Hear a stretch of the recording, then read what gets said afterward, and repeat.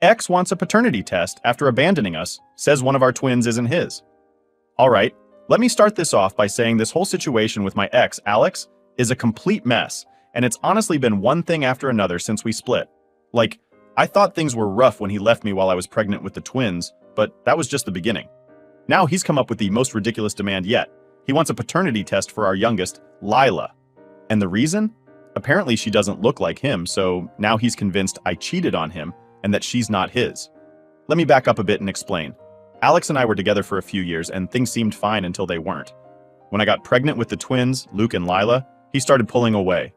Like, emotionally distancing himself, barely helping with anything, and constantly finding reasons to stay late at work.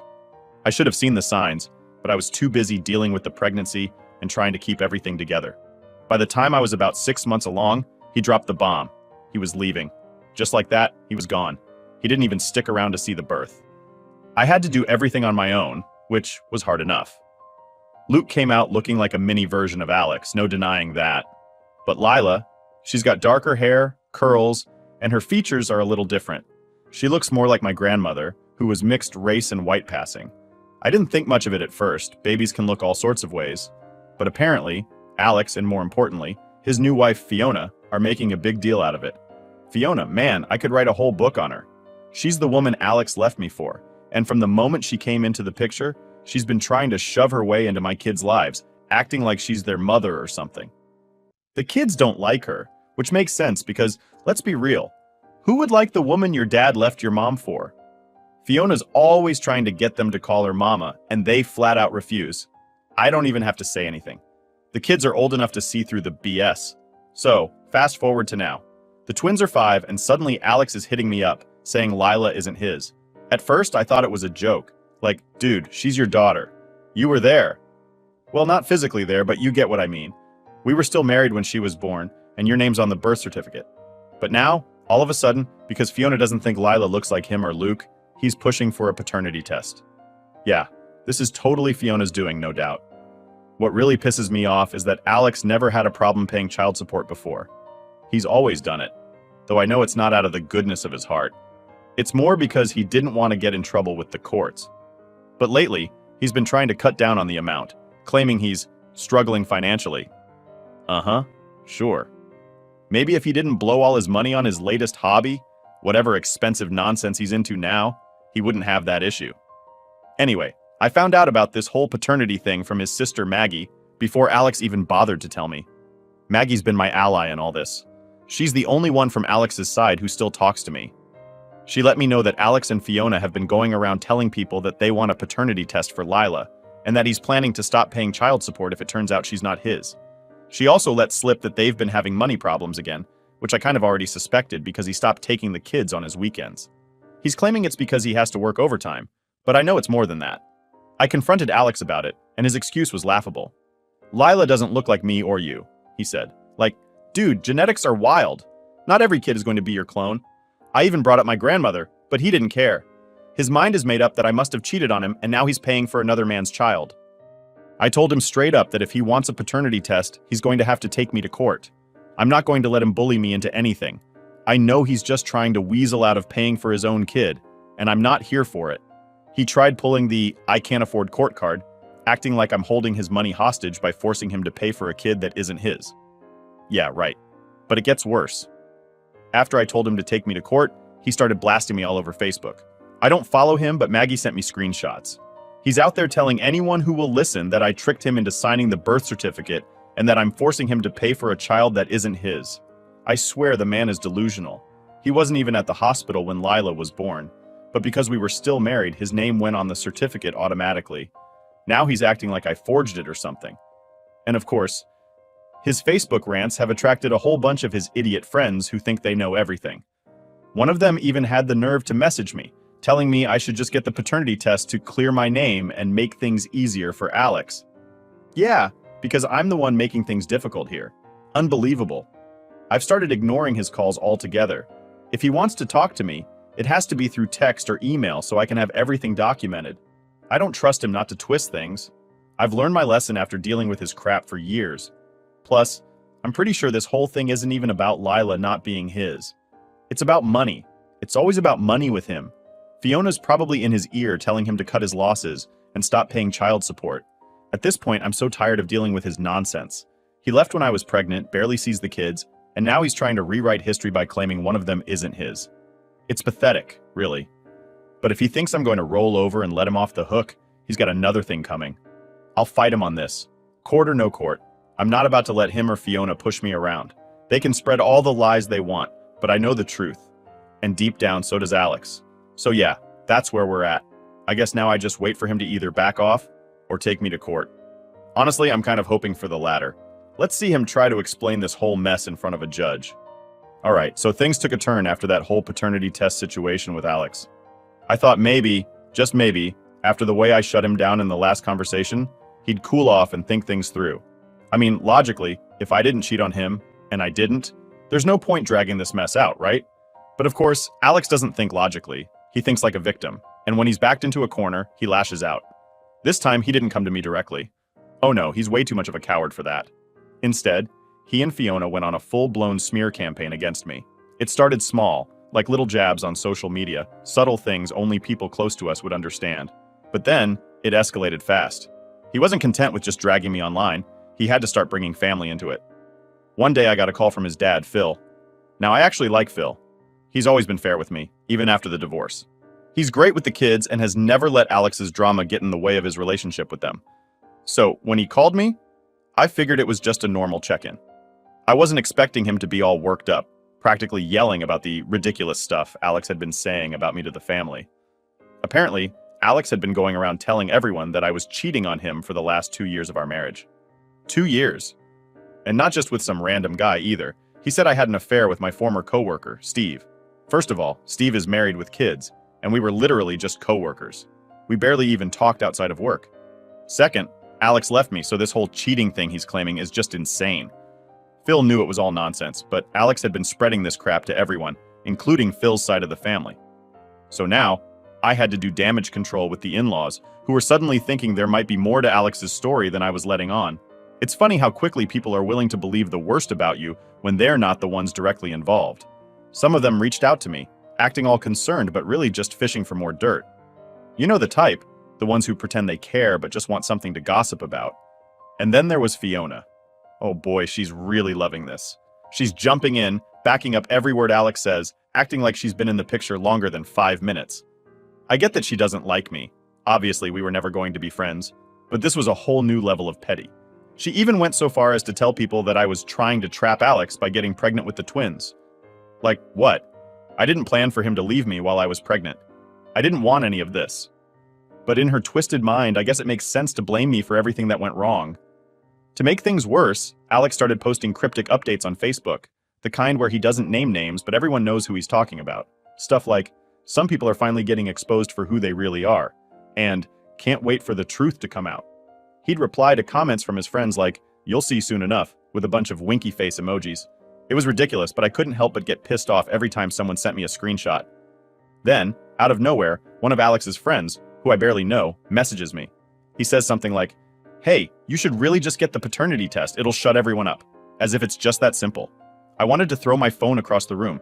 It's not just about the test. It's about the principle. Alex can't just accuse me of cheating because his life isn't going the way he wants.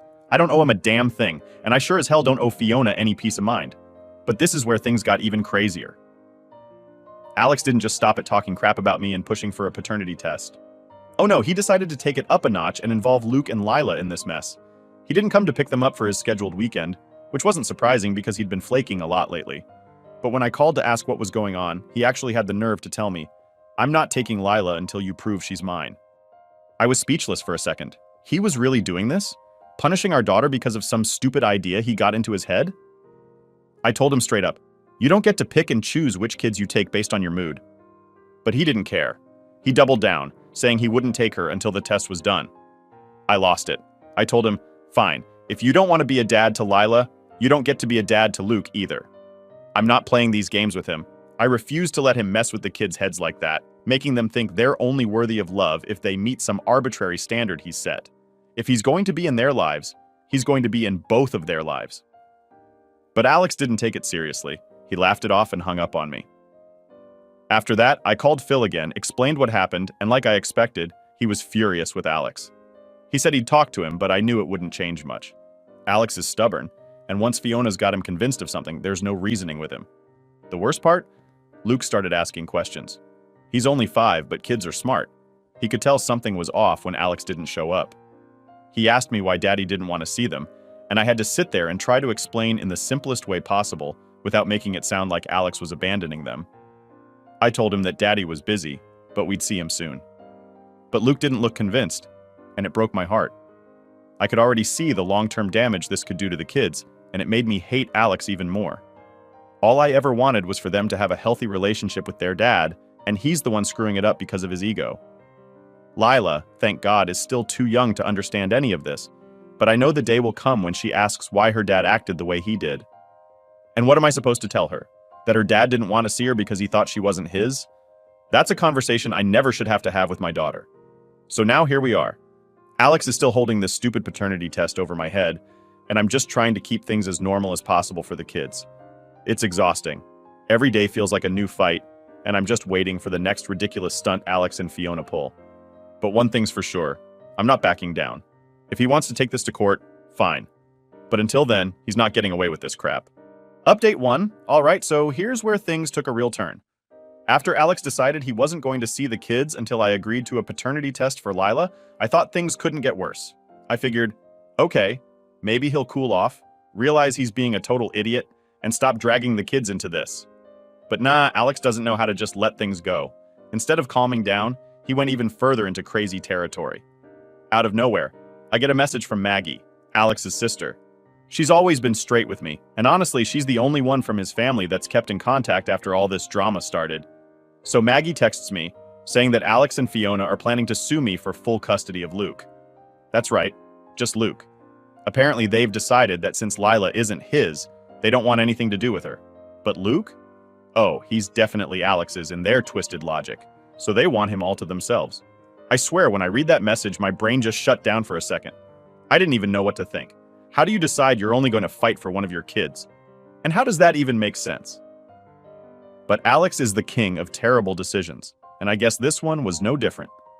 So I called Maggie right away to get the details. She tells me that Alex has been telling people that I'm mentally unstable, and that I can't handle raising both kids on my own. Now, if anyone's been keeping track here, Alex has barely been around since he left me when I was pregnant. I've been doing everything solo, and the kids are doing great. But now he's trying to paint this picture like I'm some unfit mom just because he wants to get Luke away from me. Maggie said she overheard Fiona talking about how they're going to make me look like I've been neglecting the kids and that it's in Luke's best interest to live with them. Fiona doesn't even know Luke. Let's be real. Every time the kids have come back from their weekends with Alex, they've told me how Fiona barely talks to them unless it's to boss them around. She's no mother figure, no matter how much she wants to play the part. After I got off the phone with Maggie, I just sat there for a minute, fuming. I knew Alex was petty, but this was next-level garbage. I could feel myself getting worked up, and all I could think about was how much damage this would do to Luke if they actually went through with it. How do you explain to a 5-year-old that his dad only wants him and not his sister? How do you keep him from feeling guilty, like it's somehow his fault?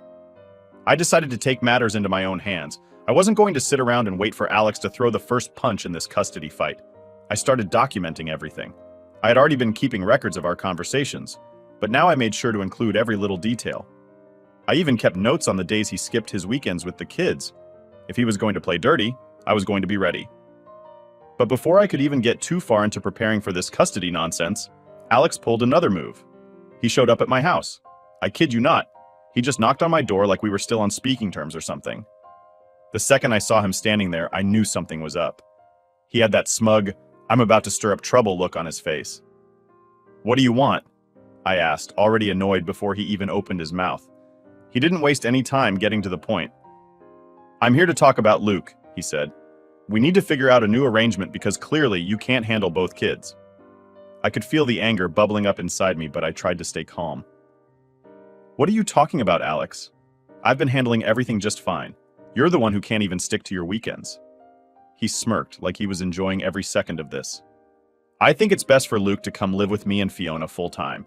He deserves a stable home and well, let's just say you're not exactly providing that. I couldn't believe what I was hearing. You think taking Luke away from his sister is providing stability? Are you serious right now? Alex shrugged like it was no big deal. Lila isn't my kid, so why should I care? Luke needs his father, not to be stuck in your mess. I lost it. My mess? You walked out on us. You're the one who's been barely involved in their lives, and now you want to take Luke and pretend like you're father of the year? Get real, Alex. He crossed his arms, clearly enjoying how much he was getting under my skin. I've already talked to my lawyer. We're filing for custody. I'm not asking you, I'm telling you. At that point, I knew there was no reasoning with him. He had it in his head that he was going to win, that he could just swoop in and take Luke away from me without a second thought. I slammed the door in his face, which I'll admit, felt pretty satisfying. The next day I contacted a lawyer of my own. I wasn't about to let Alex waltz in and take my son from me. We started going over the details of the case, and my lawyer reassured me that I had a solid case.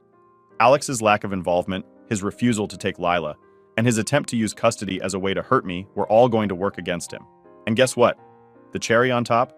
Alex didn't even have the money to go through with his custody case. Maggie told me later that he'd been bluffing, trying to scare me into giving up Luke without an actual court battle. He hadn't even hired a lawyer. He just wanted to intimidate me. Typical Alex move. So after all that, nothing really came of his little custody stunt. But the damage was already done. Luke and Lila could sense the tension, and I hated that they were being dragged into this. It wasn't fair to them, and I knew it was only a matter of time before Alex tried something else to stir up more trouble. For now, though, I've got my guard up. I'm documenting everything, keeping records, and making sure I'm prepared for whatever Alex and Fiona try to pull next. I'm not backing down, and I'm not going to let them mess with my kids' lives any more than they already have. It's exhausting, but at this point, I don't have a choice. It's just another day dealing with Alex's crap, but I'm ready for whatever comes next. Update 2. So, after all the chaos with Alex trying to get custody of Luke and failing miserably, you'd think things would calm down, right? I mean, how many times can one guy screw up his own life? Turns out, the answer is as many times as it takes for him to feel like a victim. And this time, he went to a whole new level of ridiculous.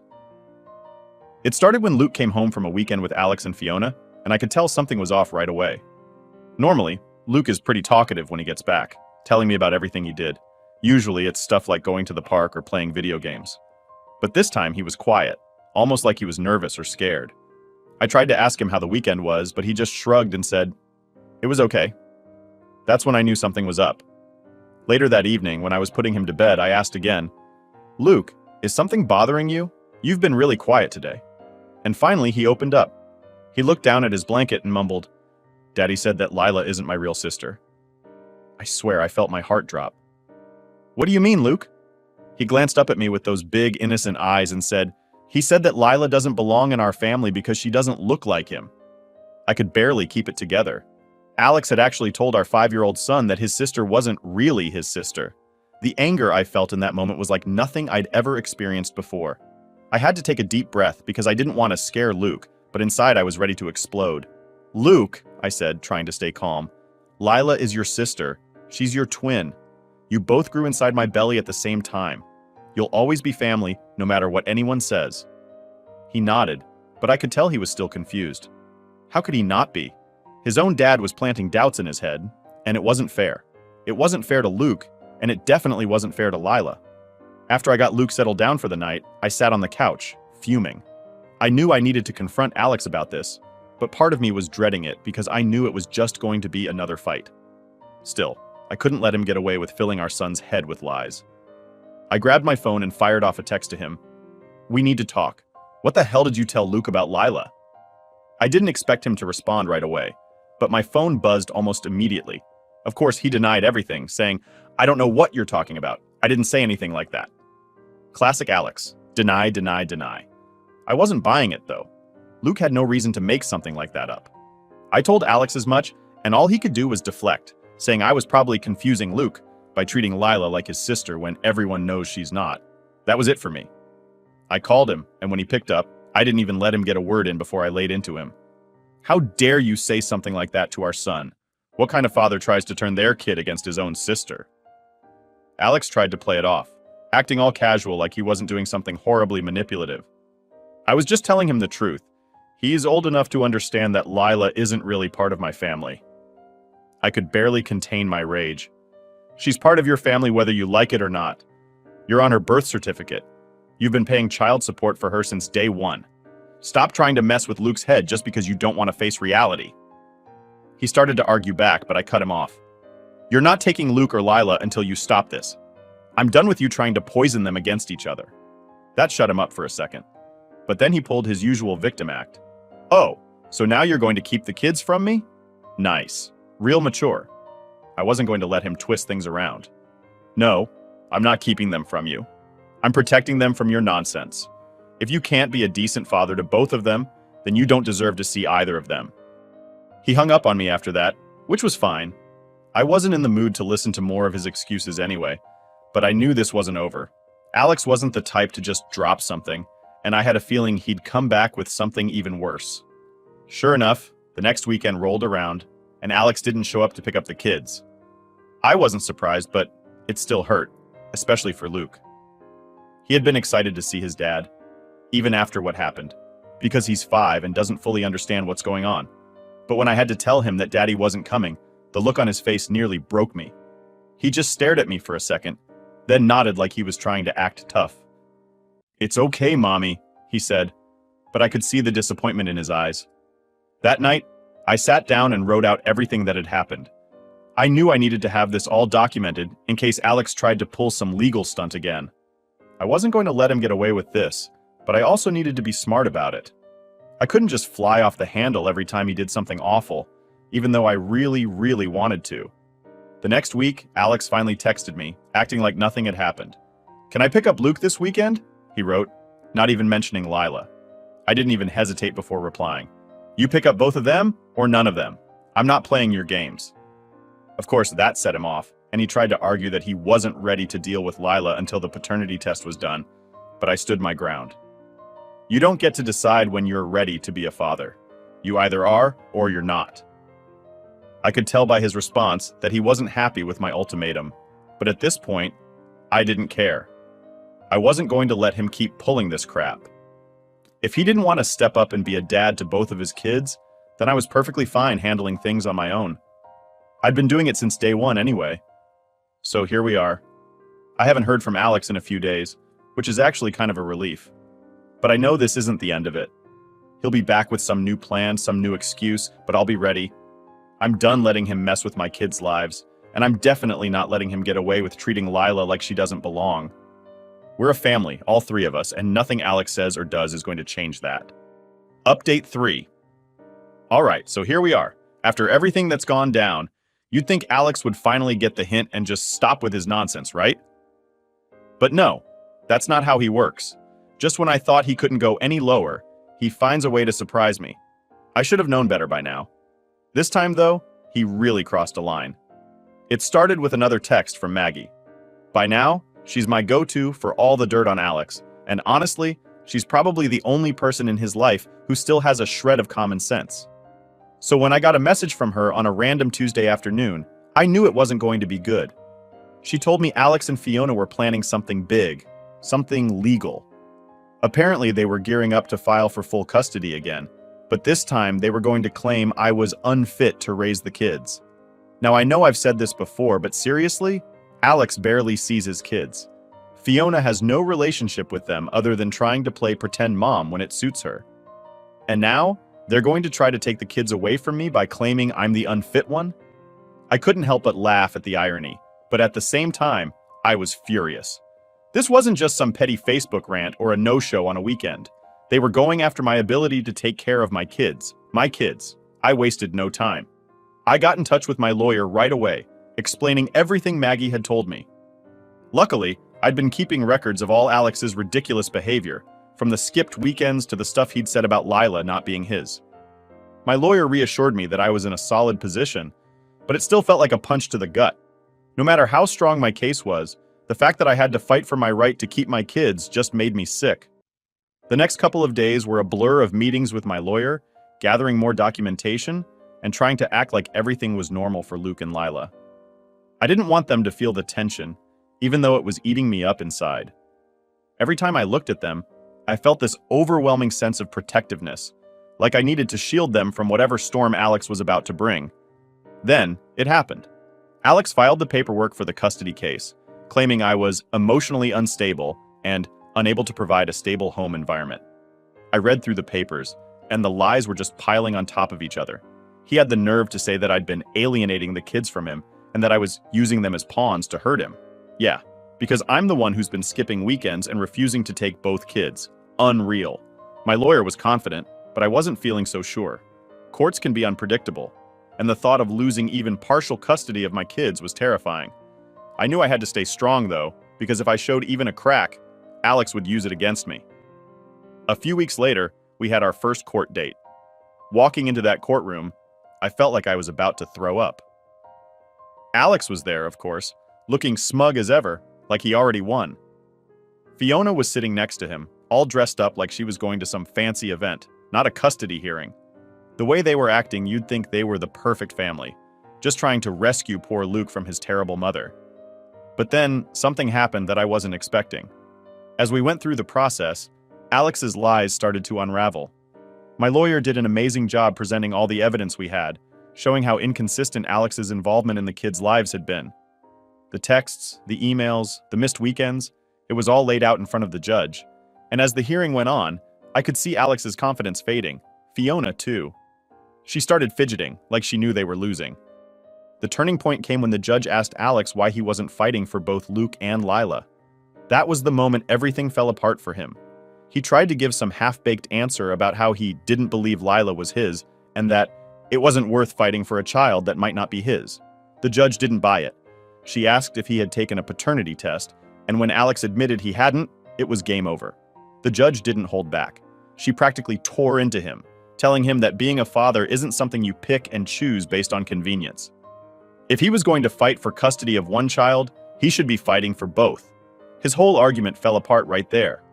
You could see it in his face. He knew he was done. By the end of it, the judge ruled in my favor.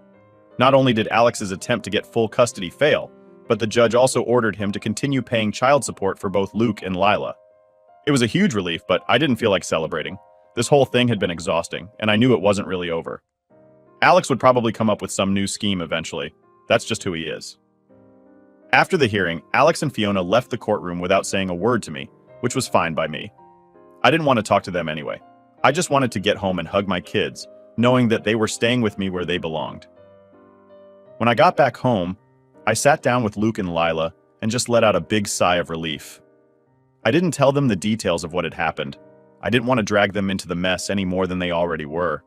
But I made sure they knew how much I loved them, how much I would always fight for them.